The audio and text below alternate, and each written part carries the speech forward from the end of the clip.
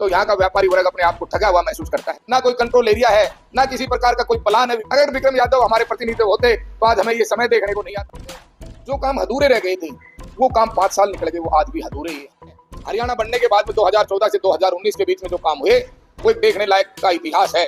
लोगों ने अपना रोष दिखाया और हमें लोकसभा में उस रोष का भुगतान हमारे सामने गया। लेकिन जहां पर भी कैंडिडेट था और उसकी जगह दूसरे कैंडिडेट को टिकट दी गई, चाहे वो बादशाहपुर था चाहे रेवाड़ी था, उस प्रकार का हम हमारी विधानसभा में हमें उसका भुगतान भुगतना पड़ा।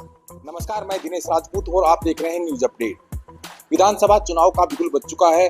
अभी मेरे साथ कोसली से भाजपा के ठेकेदार विक्रम यादव मेरे साथ बैठे हैं। उनसे आज हम चर्चा करते हैं। ठेकेदार साहब, हमारे चैनल में आपका स्वागत है। Thank you. ठेकेदार साहब, आपने बिगुल बजा दिया है भाजपा की टिकट से कोसली से चुनाव लड़ने का। तो आपने क्या क्या मुद्दे लेके जाएंगे? क्या आपने कराया? पहले भी आप रह चुके हैं यहाँ मंत्री, तो बताएंगे।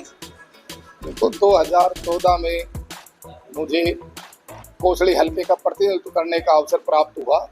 2014 से 2019 तक हमें कोसली हल्के में इतने काम करवाए कि अब तक उनमें से लगभग मैं कहना चाहूँगा कि 75% काम हमारे कार्यकाल में स्टार्ट हो गए थे या कुछ कंप्लीट हो गए थे।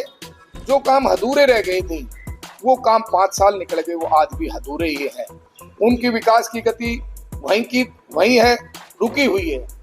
और हल्के की जनता इस बात की बाट देख रही है कि पुनः हल्के का प्रतिनिधित्व करने का हमें अवसर प्राप्त होगा और हम अपने रुके हुए उन विकास कार्यों को जल्दी गति दे पाएंगे। पिछले चुनाव में आपको अचानक राव साहब का आशीर्वाद मिला। जनता सोच भी नहीं सकती थी कि कोसली विधानसभा से कैंडिडेट आएंगे जिनका नाम विक्रम यादव होगा। उनकी आशीर्वाद से आपको टिकट मिलने के बाद एक भारी बहुमत से आपकी जीत हुई और क्षेत्र में काम कराया। इस बार आप क्या मुद्दे लेके जाएंगे? किस तरह जनता के बीच पहुंचेंगे अगर टिकट? देखो, उस समय मैं बिल्कुल नया था।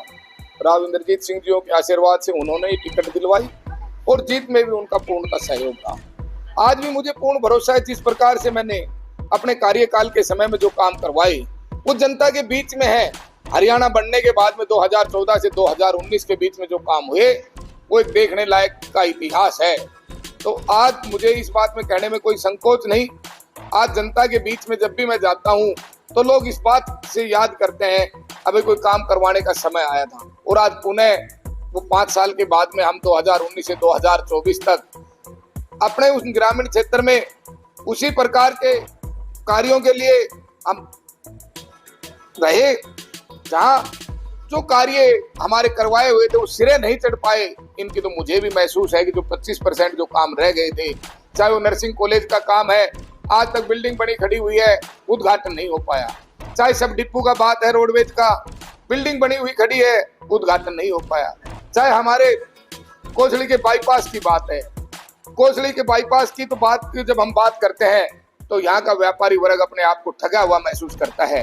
वो इसलिए ठगा हुआ महसूस करता है, अगर विक्रम यादव हमारे प्रतिनिधि होते तो आज हमें ये समय देखने को नहीं आता कि हम 5 से 7 किलोमीटर घूम के सालावास रोड पे और कोसली रोड पे जाते हैं।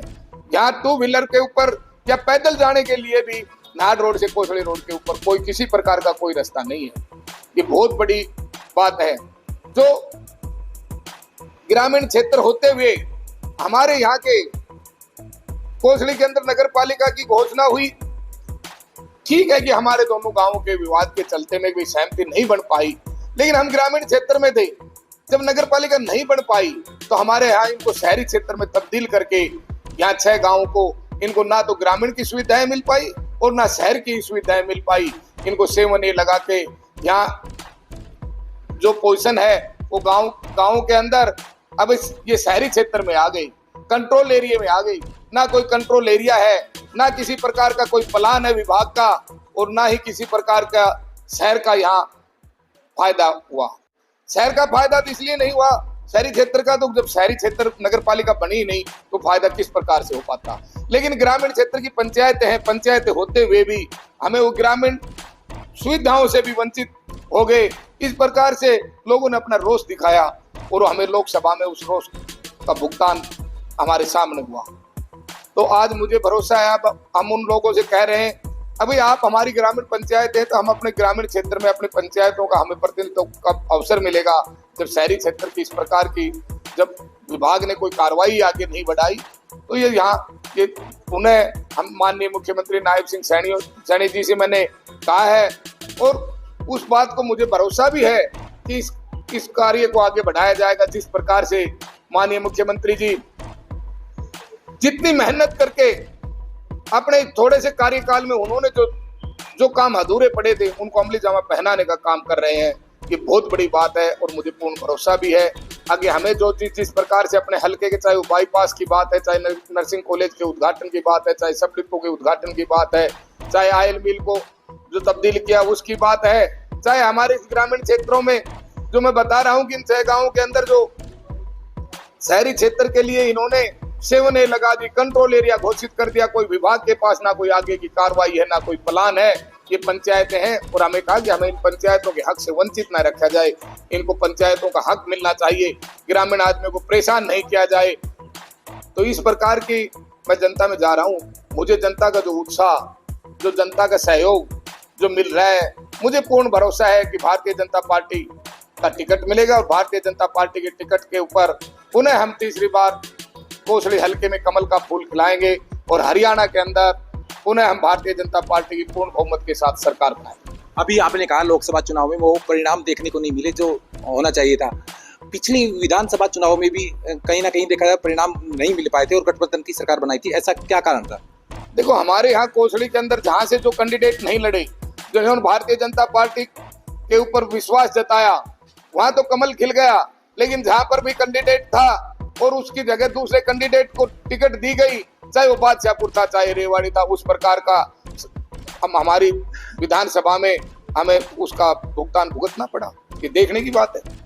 देखिए, अभी आप कोसली से पूर्व मंत्री विक्रम यादव से बात कर रहे थे। विक्रम यादव इस बार फिर टिकट की पक्की दावेदारी जता रहे हैं और उनका कहना है कि अगर पिछली दफा की तरह इस बार भी टिकट का वितरण में अनदेखी की गई तो खामियाजा वही भुगतना पड़ेगा। और वो कह रहे हैं कि इस बार उनको टिकट मिलेगी और वो मैदान में आएंगे, चुनाव जीतकर कोसली क्या फिर विकास में 4 चांद लगाएंगे।